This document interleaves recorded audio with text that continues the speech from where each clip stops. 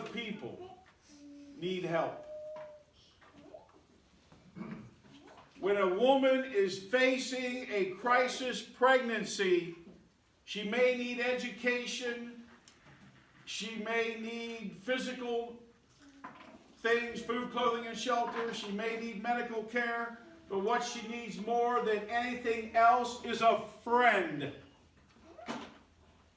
She needs the love of another human being to walk through it with her. You know how girls are. They can't even go to the bathroom by themselves. I've been teaching high school for 39 years. It's like, hey, would you go to the bathroom with me? It's like, what? But they do that. They say that all the time. They need a friend. They need somebody. I see a few young women here. You're God's secret agents. I guarantee you, every young person here is going to know somebody who's going to have an abortion or thinking about having an abortion. And when that day comes up, when that moment comes up, I hope you step up to the plate. I'm not going to know that girl. I'm an old geezer living out in Rushi. I'm not going to know them. But you're going to know them. Or maybe, who knows? But when that moment comes up and you hear about this woman, this girl, I hope you step up and do whatever you can. I've been trying to do things for a long time. We've saved hundreds of babies. And I have lost many, many babies also. I could tell you stories all afternoon about women that I tried to save their baby. And I could not. They still went ahead and had the abortion. And I get mad when I hear pro-choice. I've seen so many women who didn't have a choice. One young woman in Sydney, she was babysitting for a minister yet. And he had sex with the babysitter and got her pregnant. And she came to our center. We were going to tell her dad and mom on Saturday, but he got to her earlier in the week. After the parents left, get in the car. We're going to Dayton. You're having an abortion. When she got back home, she called us sobbing, crying. What happened? She told us what had happened. Did she have a choice?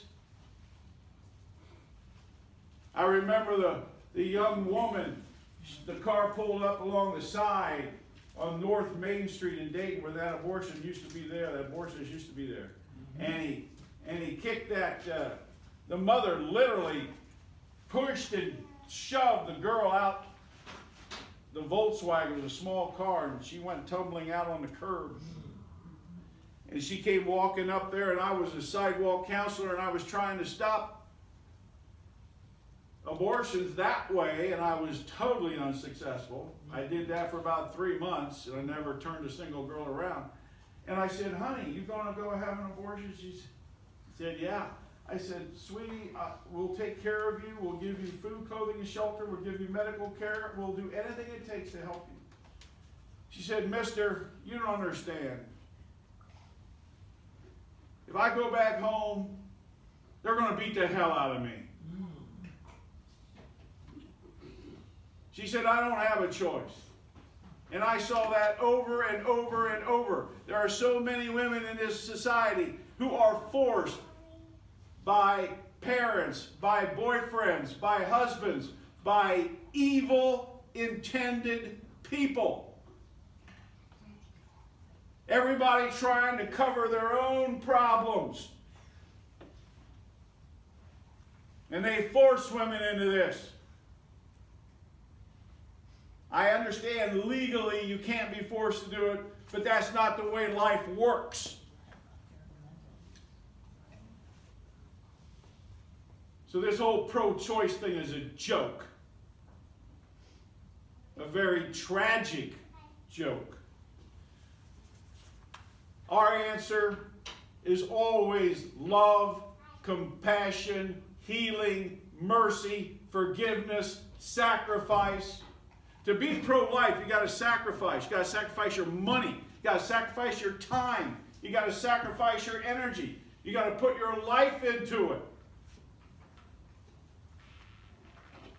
That's what it means to be pro-life.